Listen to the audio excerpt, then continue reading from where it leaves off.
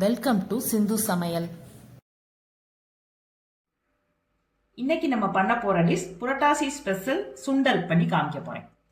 தேவையான பொருட்கள்: கடுகு உளுந்தம்பருப்பு, கருவேப்பிலை, தேங்காய் துருவல், 3 பச்சை மிளகாய், கொஞ்சமா இஞ்சி எடுத்திருக்கேன், மல்லித்தலை, தாளிப்புக்கு எண்ணெய்.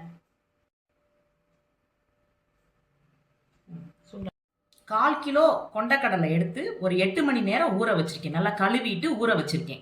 எப்படி வேக போடுறதுங்கிறத காமிக்கிறேன். குக்கர்ல கொண்டக்கடலையை சேர்த்துட்டு மூழ்கிற அளவு தண்ணி வச்சு வேக விடணும்.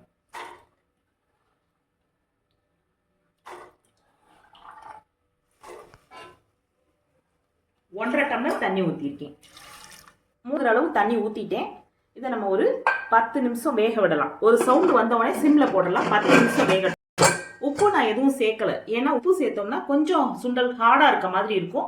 சாஃப்டா இருக்கணுங்கிறதுக்காக உப்பு சேர்க்காம தான் வேக விட்டுருக்கேன். கொண்டக்கடலை வேகிற டயத்துல அதுக்கு ஒரு மசாலா நம்ம பண்ணிட்டு வந்துடலாம். அதுக்கு 3 பச்சை மிளகாய், இந்த ஒரு இஞ்சி, மல்லித்தலை, இதை 3ஐயும் நைஸா பேஸ்டா அரைச்சி எடுத்துட்டு வந்துடுவோம். நைஸா இல்லாம ஒரு பேஸ்டா நான் இதை அரைச்சி எடுத்துட்டு வந்திருக்கேன். இதனோட வாசனை நல்லா இருக்கும். இன்னைக்கு பிகினர்ஸ்க்காக இன்ட்ரெஸ்டிங்கான ஒரு டிப் தான் நான் சொல்லி காமிக்க போறேன். என்னன்னா, சேஃப்டி பின் இருக்கு பார்த்தீங்களா? அந்த சேஃப்டி பின்ல சாரியில நம்ம மாட்டுவோம், சுடிதார்ல மாட்டுவோம். அதெல்லாம் மாட்டத்துல சில நேரம் சிக்கிக்கிடும். அப்படியே நம்மளுக்கு எடுக்கிறதுக்கே கஷ்டமா இருக்கும். அந்த மாதிரி சிக்காம இருக்கிறதுக்காக நம்ம இந்த பின்னோட டிப்ல அடி பக்கத்துல நம்ம நெயில் பாலிஷ் தடவி வச்சுக்கிட்டோம்னா பின்னு போய் ட்ரெஸ்ல சிக்காது. நமக்கு ஈஸியா கலட்ட வரும். 10 நிமிஷம் ஆயிடுச்சு. நான் இப்ப குக்கரை ஓபன் பண்ணி காமிக்கிறேன்.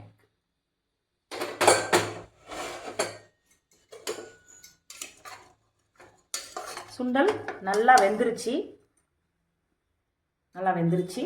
தண்ணியும் கொஞ்சமா தான் இருக்கு. இதுல இப்ப உப்பு போட்டு வத்த வச்சுக்கலாம். நம்ம தேவையான அளவு உப்பு போட்டு கொஞ்சம் வத்த வச்சுக்கலாம்.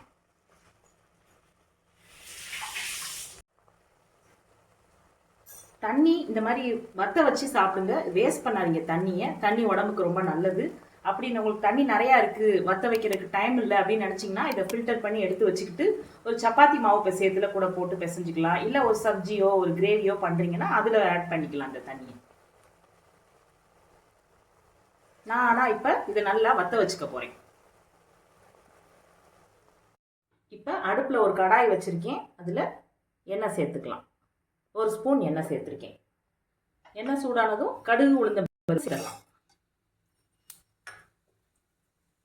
பொரியட்டும்.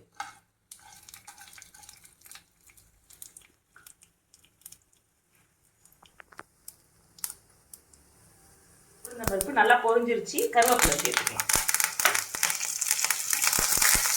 இப்போ நம்ம வத்த வச்சு வச்சிருக்கோம்ல, அந்த சுண்டலை சேர்த்துறேன்.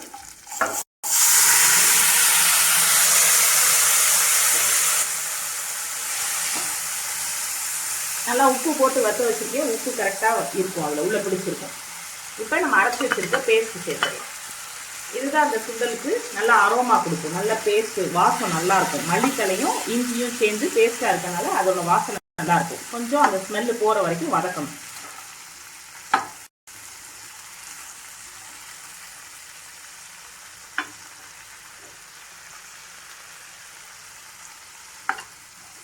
பச்சை ஸ்மெல் போட்டும் ஒரு 3 மினிட்ஸ் வதக்குங்க, சரியா இருக்கும்.